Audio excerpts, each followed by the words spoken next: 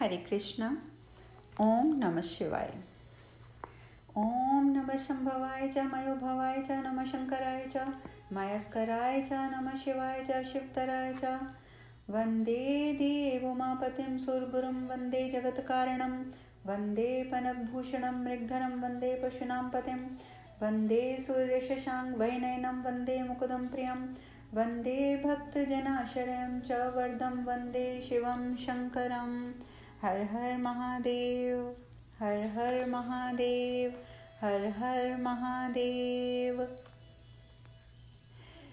ये हमने भगवान शिव का ध्यान किया है। भगवान शिव का ध्यान करना तो सबसे आसान ध्यान है। कोई भी उसमें नियम नहीं है, किसी भी ऐसे खास नियम का पालन हमें नहीं करना पड़ता जो हमें लगे कि अरे ये तो बड़ा मुश्किल है। भगवान शिव तो कहते हैं कि उठते बैठते जब भी तुम मेरा नाम लोगे, जब भी तुम मेरा नाम लोगे, जब भी तुम मेरा ध्यान करोगे, मैं उसे अवश्य सुनूंगा। तो ये एक छोटा सा ध्यान करने का मंत्र था कि भगवान शिव का ध्यान कैसे किया जा सकता है। अब हम कथा की ओर चलते हैं। कल हमने कथा में बात करी थी कि भगवान विष्णु ने माता लक्ष्मी को सब कुछ समझाया कि तुम्हें देवी पार्वती का श्रम नजर आ रहा है, पर अकर्म के द्वारा जो कुछ महादेव कर रहे हैं, जो कुछ महादेव के साथ बीत रहा है, वो तुम्हें नजर नहीं आ रहा। वो ये भी बताती हैं, उन्हें उदाहरण देके, एक माँ और बच्चे का उदाहरण देके कि बच्चा तो प्रयत्न कर रहा है चलने का, लेकिन माँ उसकी सहायता ना करके, अपने ऊपर धैर्य रखकर सहायता ना करके जो अकर्म कर रही है और उसके हृदय में क्या चल रहा है, उसकी तीव्रता की कल्पना करना सबके लिए आसान नहीं है। ये बातें हमने कल करी थी। कल हमने ये भी बात की थी कि महादेव ने माता पार्वती को आदेश दिया था कि वो सबके लिए भोजन बनाएं, अकेले बनाएं और फिर अकेले परोसें। महादेव ने अगर उनकी सहायता करी तो सिर्फ उस दूध के कलश को चूल्हे के ऊपर से उतारने में करी थी, इसके सिवा उन्होंने कोई और सहायता उनकी नहीं करी थी। तो ये तो मैंने आपको बताया कल का। अब हम कथा में आगे बढ़ते हैं। माता पार्वती खाना बना लेती हैं, पूरा भोजन जब तैयार हो जाता है वो बहुत प्रसन्न होती हैं। उसके बाद सभी ऋषियों को बिठाकर वो भोजन परोसना शुरू करती हैं अकेले। जब वो भोजन परोस रही होती हैं, महादेव को उन्होंने सबसे पहले भोजन कराया, ऋषि दधीची को कराया, गणेश जी को कराया। उसके बाद जब ऋषि गणों को परोसने के लिए बैठी तो महादेव कहते हैं, गणेश, पार्वती को नियम के उस अत्यंत महत्वपूर्ण अंग की अनुभूति होने वाली है जिसे संतोष कहा जाता है। अब आप सब भी क्या, मैं भी, हर व्यक्ति ये सोचता है संतोष क्या है, ये तो कोई खास चीज़ नहीं है। लेकिन यहाँ हमें महादेव ने बताया कि जो अष्टांग योग के 8 नियम हैं, यम का जितना भी आपको जो चीज़ें थी, सूत्र थे 5, वो मैं आपको पहले बता चुकी हूँ। अब हम नियम की बात कर रहे हैं, दूसरे अंग की। तो महादेव यही बता रहे हैं कि नियम जो कि अष्टांग योग का दूसरा नियम है, दूसरा अंग है, उसके विभिन्न अंगों में सबसे महत्वपूर्ण अंग है संतोष। यानी कि जिस व्यक्ति में संतोष नहीं है वो व्यक्ति कभी भी अष्टांग योग नहीं कर सकता। यानी कि संतोष हमारे अंदर होना भी अति आवश्यक है, अति आवश्यक। तो महादेव बताते हैं गणेश जी को कि तुम्हारी माता को महत्वपूर्ण अंग की अनुभूति होने वाली है जिसे संतोष कहा जाता है। और अब वो कैसे होती है संतोष की अनुभूति माता पार्वती को, ये मैं आपको बताती हूँ। माता पार्वती जब शिष्यों को, ऋषि दधीची के सभी शिष्यों को भोजन परोसती है, उन्हें भोजन इतना स्वादिष्ट लगता है, इतना स्वादिष्ट लगता है कि वो खाते जाते हैं, खाते जाते हैं, खाते जाते हैं।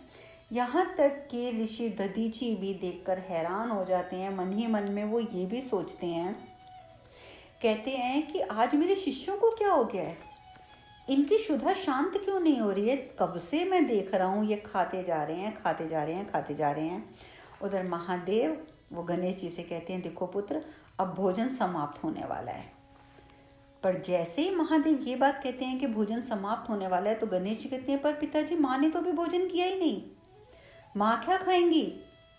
और सच में उधर भोजन परोसते परोसते परोसते परोसते उन्हें नजर आता है कि सारा भोजन माता पार्वती को दिखता है कि ये तो खत्म ही होता जा रहा है, सब कुछ खत्म होता जा रहा है। लेकिन अब वो फिर भी वो इतनी प्रसन्न है, इतनी प्रसन्न है, क्योंकि उन्हें इस बात की अनुभूति हो रही है कि उनके हाथ से बना हुआ भोजन इतना स्वादिष्ट है कि देखो सभी कर रहे हैं, सभी खुश होकर खा रहे हैं।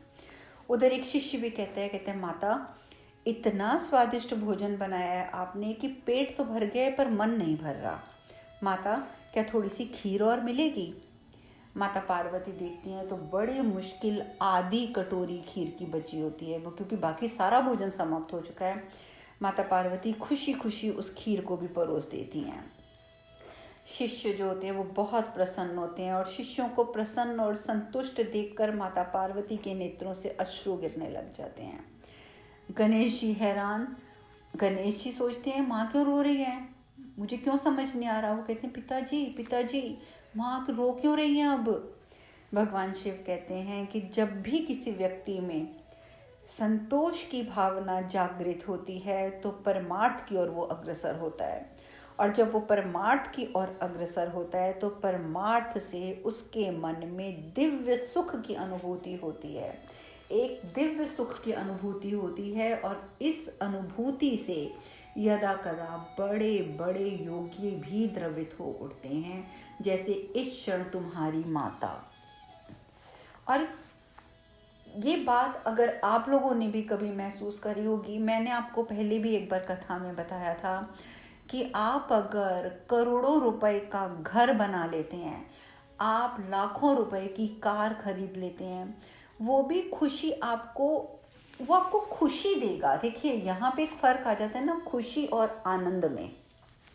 आपको करोड़ों रुपए का घर और लाखों रुपए की गाड़ी जो है वो एक खुशी जरूर प्रदान करेगी, वो भी क्षणिक, कुछ समय के लिए। लेकिन जब हम कोई परमार्थ करते हैं, यानी कि जब हम कोई सत्कर्म करते हैं जिससे कि हमारी वजह से किसी और को प्रसन्नता मिलती है, तो उस समय जो हमें अनुभूति होती है दिव्य सुख की अनुभूति, उससे हमारी आंखों में कई बार आंसू आ जाते हैं, हमारा मन जो है वो द्रवित हो जाता है उस सुख की अनुभूति से। असल में वही आनंद होता है, और वो क्षणिक नहीं होता, उसमें तो आप कई कई दिन तक डूबे रहते हैं। तो इसीलिए कहा जाता है कि भौतिक सुख की जो प्रसन्नता है, खुशी है, वो क्षणिक है, परंतु परमार्थ और सत्कर्म करने की सद्भावना दूसरों के प्रति रखने का जो आनंद है वो स्थायी होता है, वो लंबा होता है, चिरस्थायी होता है। और उसकी अनुभूति से जो हमें परम आनंद प्राप्त होता है ना, उसकी तुलना आप कभी भौतिक वस्तु से प्राप्त होने वाली खुशी से कभी नहीं कर सकते। और यही अनुभूति आज राजकुमारी पार्वती को हो रही है। मैं राजकुमारी पार्वती इसलिए बोल रही हूँ क्योंकि इस समय वो एक साधारण राजकुमारी हैं, वो माता पार्वती नहीं है। इस समय वो अपने आप को महादेव की अर्धांगिनी के रूप में नहीं जानती हैं। इस समय उनकी सारी शक्तियाँ विलुप्त हैं, उनकी सभी विद्याएं उनसे दूर हैं, इस समय उनकी सभी शक्तियाँ उनसे दूर हैं। तो इस वजह से माता पार्वती की आंखों से भी उसी प्रकार अश्रु बहने लगते हैं, जैसे बड़े बड़े योगी भी जब द्रवित होते हैं तो उनकी आंखों से अश्रु बहते हैं। वो इतनी प्रसन्न हैं उन अश्रुओं के बहने से कि वो उनके अपने गुरु के चरणों में बैठ जाती हैं। और जब वो गुरु के चरणों में बैठती हैं तो हमेशा की तरह महादेव उन्हें आशीर्वाद देते हैं, कल्याण हो कन्या, कल्याण हो। माता पार्वती तो इतनी संतुष्ट हैं कि उनकी क्षुधा समाप्त हो चुकी है, शांत हो चुकी है। उन्हें तो ये ज्ञात भी नहीं है कि उन्होंने भोजन किया है या भोजन नहीं किया। उन्हें तो इस चीज़ का भी अनुभूति नहीं हो पा रही है। उन्हें अगर एक अनुभूति हो रही है तो सिर्फ परमानंद की, परम सुख की। माता पार्वती कुटिया में जाकर बैठ जाती हैं। उधर दूसरी ओर भगवान शिव के समक्ष गणेश जी और दधीची जी पहुँचते हैं और वो बोलते हैं, कहते हैं, महादेव बताते हैं, कहते हैं कि योग के 8 चरणों में से दूसरे चरण के संपूर्ण होने की स्थिति आ गई है, क्योंकि जो एक प्रमुख चरण था संतोष का, जो पार्वती ने आज अनुभूति कर ली है उसकी। तो गणेश जी कहते हैं, पर मैंने तो माँ को इस चरण की पूर्ति है तो कुछ करते हुए ही नहीं देखा। मैंने तो कुछ भी नहीं देखा कि वो इस चरण को पूरा करने के लिए माँ कर क्या रही हैं। महादेव कहते हैं, गणेश, योग कोई विशेष क्रिया नहीं है, योग तो जीवन पद्धति है। ये हमारे भी समझने का एक विषय है कि हमें लगता है कि योग जो है वो एक प्रक्रिया है। यहाँ महादेव हमें समझा रहे हैं कि योग एक प्रक्रिया नहीं है, एक क्रिया नहीं है, योग तो जीवन पद्धति है। और वो कहते हैं, गणेश, इसीलिए तुम्हारी माता को भी इसका बोध नहीं है, परंतु वो शीघ्र ही दूसरा चरण पूर्ण करने वाली हैं, शीघ्र। तो गणेश जी कहते हैं, परंतु पिताजी मैं अभी भी नहीं समझा, मैं अभी भी नहीं समझा। महादेव कहते हैं कि पुत्र, अब मेरी बात ध्यान से सुनो। जैसे मैंने तुम्हें योग, अष्टांग योग के प्रथम चरण यम के नियम, यम के बारे में बताए थे कि उसके उपचरण क्या क्या होते हैं, यही मैं तुम्हें आज योग के दूसरे चरण अर्थात नियम के भी 5 उपचरण बताता हूँ। और नियम के 5 उपचरण क्या हैं? स्वाध्याय, ईश्वर प्रणिधान, संतोष, शुचिता और तप। ये 5 नियम के उपचरण हैं। अब ये बात मुझे लगता है आप लोगों के लिए सामने भी बिल्कुल स्पष्ट हो चुकी है कि अष्टांग योग के 8 चरण होते हैं और उन 8 चरणों के भी कुछ कुछ उपचरण होते हैं। हमने पहले यम के चरणों के बारे में विस्तार से चर्चा की थी। आज हम नियम के 5 जो मैंने आपको उपचरण बताए हैं, आज महादेव हमें उसकी चर्चा करेंगे। हमारे समक्ष महादेव हमें ये समझाएंगे कि ये उपचरण जो हैं वो क्या क्या हैं। वो तो उन्होंने बता दिया, पर माता पार्वती उन्हें कैसे पार कर रही हैं ये भी वो बताएंगे, ताकि हम भी उसे पार कर सकें। जैसा कि मैंने बताया कि महादेव ने हमें बताया कि स्वाध्याय, ईश्वर प्रणिधान, संतोष, शुचिता और तप, ये अष्टांग योग के दूसरे चरण नियम के 5 उपनियम हैं, उपचरण हैं। ठीक है, महादेव आगे बताते हैं कि माता पार्वती ने कैसे इन्हें पार किया और वो कैसे पार अभी कर रही हैं। भगवान शिव कहते हैं कि मणिकर्णिका घाट पर पार्वती को कुछ अनुभूति हुई थी। आप लोगों को याद है मणिकर्णिका घाट की मैंने बात बताई थी कि जब उन्होंने वहाँ पर पड़ा हुआ अपना ही कर्णफूल देखा था, यानी कि अपने कानों का कांटा देखा था। उन्हें ये याद नहीं है कि ये उन्हीं का कर्णफूल है और ये जो अंग वहाँ पड़ा है वो माता सती का अंग पड़ा है। उन्हें इस चीज़ की अनुभूति नहीं थी, परंतु फिर भी जब उन्होंने उस अंग को उस शक्ति पीठ के ऊपर हाथ रखा था और उस कर्णफूल को देखा था, तो उन्हें एक अजीब सी अनुभूति हुई थी। उन्हें बहुत कुछ नज़र आ रहा था कि किस प्रकार सती माता जल रही हैं, और उनको वो भी नज़र आया था कि किस प्रकार से महादेव उन्हें लेकर इधर उधर घूम रहे हैं, और एक चक्र ने टुकड़े टुकड़े एक स्त्री के शरीर के किए, क्योंकि वो सती माता को पहचान नहीं पाई थी। परंतु फिर भी उन्हें इन सब बातों की अनुभूति हुई थी। और जब भी हमें किसी अपने पूर्व जन्म की या किसी पूर्व घटना की अनुभूति होती है किसी भी वस्तु को देखने के बाद, तो वो भी एक स्वाध्याय के अंतर्गत ही आता है। महादेव कहते हैं कि स्वाध्याय यानी किसी भी कार्य को बार बार करने का प्रयास। अब माता पार्वती अपने आप को पहचानना चाहती हैं, अपने आप के बारे में जानना चाहती हैं, जैसा कि महादेव ने योगी के रूप में, एक साधु के रूप में उनके मन में एक प्रश्न डाल दिया कि तुम हो कौन? तुम तो स्वयं को नहीं जानती, तो तुम मुझे क्या जानोगी? तो इसी वजह से माता पार्वती स्वयं को ढूंढने के लिए बार बार प्रयास कर रही हैं और उन्हें अलग अलग चीज़ों की अनुभूतियाँ हो रही हैं। ये अनुभूतियाँ ही स्वाध्याय है। महादेव कहते हैं कि जब हमारा ध्यान हमारे भीतर, हमारे अतीत की ओर केंद्रित होने लगता है, तो ये स्वाध्याय है। यौगिक क्रिया में एक योगी बार बार एक ही यौगिक यात्रा को पूर्ण करता रहता है और इसी अवस्था को स्वाध्याय कहा जाता है। गणेश पुत्र, प्रत्येक जीव में ईश्वर वास करता है, और वैसे तो तुम्हारी माता स्वयं दशम विद्याओं की और 9 निधियों को धारण करने वाली हैं। आप सब जानते ही हैं कि 9 निधियाँ जो हम माता रानी के 9 रूपों का ध्यान करते हैं, वो मैं पीछे आपको विस्तार से बता चुकी हूँ। और दशम विद्याएं, जब गुप्त नवरात्रे आते हैं तो हम माता रानी की 10 विद्याओं की पूजा करते हैं, आराधना करते हैं। तो महादेव वही बता रहे हैं कि पुत्र, तुम्हारी माता तो स्वयं दशम विद्याओं और 9 निधियों को धारण करने वाली शक्ति है, इसलिए उसके भीतर ईश्वर से साक्षात्कार की भावना साधारण जीवों से ज़्यादा प्रबल है। देखिए, जो व्यक्ति योग तप के मार्ग पर चलता है, ईश्वर से साक्षात्कार की भावना तो हर एक के हृदय में होती है जो करना चाहे तो। ये मैं क्लियर कर रही हूँ, स्पष्ट शब्दों में कह रही हूँ कि अगर करना चाहे तो। अब एक चोर है, एक लुटेरा है, एक हत्यारा है, एक रेपिस्ट है, बलात्कारी है, तो वो कहाँ चाहेंगे ईश्वर से साक्षात्कार करना?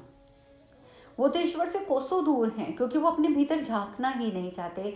पर आप लोगों जैसे, आप जैसे इंसान जो ये कथाएं सुनते हैं, मैं उनके बारे में बात कर रही हूँ कि आप सबके हृदय में एक प्रबल इच्छा होती है भगवान से, ईश्वर से साक्षात्कार करने की।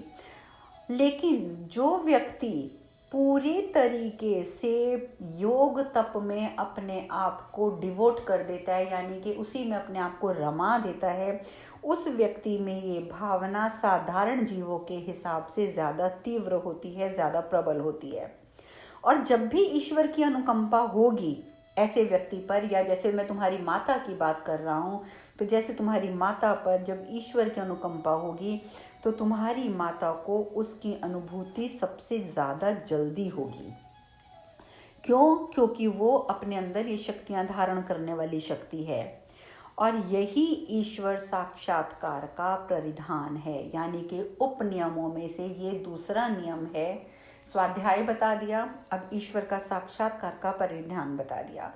तो माता पार्वती को यही जो अनुभूति होगी ईश्वर से साक्षात्कार की, जो होने वाली है, ये साक्षात्कार का ईश्वर का परिधान होगा। क्योंकि माँ के मन पर अपतपस मार्ग का प्रभाव बहुत गहरा है, इसलिए ईश्वर शक्तियों की अनुभूति उनको स्थायी रूप में नहीं हो पा रही है। और आप जानते हैं कि अतपस मार्ग को ख़त्म करना अपने हृदय से बहुत मुश्किल काम होता है, बहुत मुश्किल। हम जैसे आम इंसानों के लिए बहुत मुश्किल काम है। वो तो फिर भी माता पार्वती हैं और वो कोशिश कर रही हैं। महादेव आगे बोलते हैं, और जिस क्षण सामान्य लोगों के लिए भोजन बनाने हेतु मुझसे पार्वती ने कोई प्रश्न नहीं किया, कोई तर्क नहीं किया, जब महादेव ने गुरु के रूप में माता पार्वती को आदेश दिया कि जाओ पार्वती और सबके लिए भोजन बनाओ, तो माता पार्वती बोल सकती थी कि मैं तो एक राजकुमारी हूँ, तो मैं ये आम ऋषि गणों के लिए भोजन क्यों बनाऊं, और मैं अकेले कैसे बनाऊंगी इतना भोजन। परंतु माता पार्वती ने कोई प्रश्न नहीं किया, कोई तर्क नहीं किया। महादेव कहते हैं कि पार्वती ने तो मुझे गुरु के साथ साथ ऐसा व्यवहार किया जैसे कि ईश्वर के साथ किया जाता है। अर्थात पार्वती ने मुझे गुरु के रूप में ईश्वर या ईश्वर से भी बढ़कर माना। तभी उसने मुझसे कुछ नहीं पूछा। मैंने कहा पार्वती भोजन बनाओ, तो वो जो आज्ञा गुरुदेव कह के वहाँ से चली गई। तो महादेव कहते हैं कि गुरु के प्रति नम्रता की ऐसी भावना शिष्य की गुरु के चरणों में शरणागति मानी जाती है। जब तक एक शिष्य गुरु की शरणागति स्वीकार नहीं करता है, जब तक वो इस भावना से गुरु की कही हुई हर बात को मान नहीं लेता है, तब तक वो परिधान की श्रेणी में नहीं आता। परंतु जिस दिन वो ईश्वर के बराबर अपने गुरु को मानने लगता है, गुरु के प्रति नम्रता की भावना रखते हुए उसके हर वाक्य को एक आदेश मानकर स्वीकार करता है, तो ये परिधान की श्रेणी में आ जाता है। सो तुम्हारी माता ईश्वर के परिधान की श्रेणी में आ चुकी हैं, और ये एक प्रकार से ईश्वर में, स्वयं में ईश्वर की अनुभूति ही है। और देखो, कल भोजन के समय अपनी शुद्धा से अधिक उसने प्राथमिकता दी किसको? ऋषियों की, ऋषि दधीची के शिष्यों की शुद्धा को। माता पार्वती ने, तुम्हारी माता ने ये नहीं सोचा कि मेरा पेट भी खाली है, मुझे भी भूख लगी है, मैंने इतनी मेहनत से भोजन बनाया है। उन्होंने प्राथमिकता किसको दी? ऋषि के शिष्यों को प्राथमिकता दी कि उनका पेट भर जाना चाहिए। उन्होंने अपनी चिंता नहीं की। उन्होंने जो कुछ था सारा का सारा भोजन सहर्ष परोस दिया। उस समय उसे संतोष की अनुभूति हुई, उसे उसकी परम सुखानुभूति हुई, और जो परम सुखानुभूति थी उसका परिणाम उसके अश्रु बने, और अश्रु के रूप में वो परम सुखानुभूति पार्वती की आंखों से बही। तो देखो पुत्र, उसने संतोष का भी अनुभव किया, यानी कि 3 चरण वो पार कर चुकी है। चौथा चरण आता है शुचिता। तो पुत्र पार्वती अपने शरीर का पवित्रीकरण तो पहले ही कर चुकी है, शुचिता सो से पहले ही प्राप्त हो चुकी है। और इन सभी क्रियाओं के पूर्ण होने के पश्चात मैं उसे त्राटक की क्रिया के लिए गुरु के रूप में उसकी चित्त शुद्धि करूँगा। और जब उसकी चित्त शुद्धि भी हो जाएगी, उसकी, देखिए अभी महादेव बता रहे हैं कि शरीर शुद्धि उसकी हो चुकी है। जब माता पार्वती को बार बार स्नान कराकर पानी की बूंदों की अनुभूति कराई गई थी, वो थी शरीर शुद्धि। अब महादेव कहते हैं कि अब मैं इसे, यानी कि पार्वती को, अब मैं त्राटक की विधि कराऊंगा, और त्राटक की विधि से उसकी चित्त शुद्धि कराऊंगा। और जब शरीर शुद्धि के साथ साथ चित्त शुद्धि भी हो जाएगी तो शुचिता का मार्ग पूर्ण रूप से प्रशस्त हो जाएगा, यानी कि माता पार्वती का ये चरण भी पार हो जाएगा।